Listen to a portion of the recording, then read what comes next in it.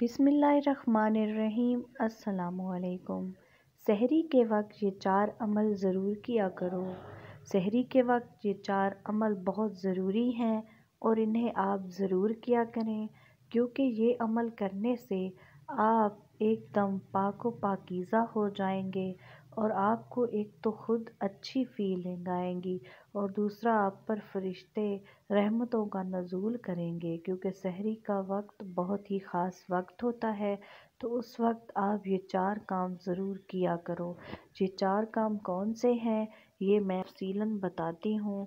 आपने ये वीडियो आगे भी शेयर करनी है ताकि और लोग भी इससे मुस्तफ़ीद हो सकें, और आप ये सदका जारिया ज़रूर किया करें।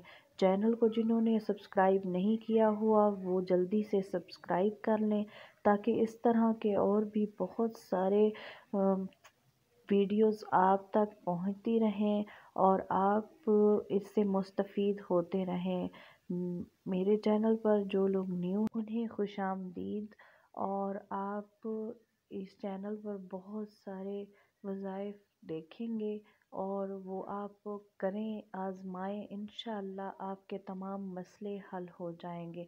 तो सहरी के वक्त जो अमल करने हैं वो बहुत ही आसान से अमल है और आप में से बहुत सारे लोग ये अमल करते भी होंगे ज़रूर, लेकिन जो लोग अमल नहीं करते, ये काम नहीं करते, तो उनके लिए ये मैसेज है कि आप ज़रूर ये काम किया करें, ताकि आपके घर में खैर व बरकत हो और आप पर रहमतों का नज़ूल हो और आप की सेहत भी अच्छी रहे, आपके ख़ानदान की भी सेहत अच्छी रहे। अपने बच्चों को भी सिखाएं कि सहरी के वक्त वो ये 4 काम ज़रूर किया करें और आप ख़ुद भी करें, क्योंकि जब आप ख़ुद करेंगे तो आपके बच्चे ज़रूर आपको फॉलो करेंगे और जैसे वालिदैन करते हैं बच्चे वैसे ही करते हैं।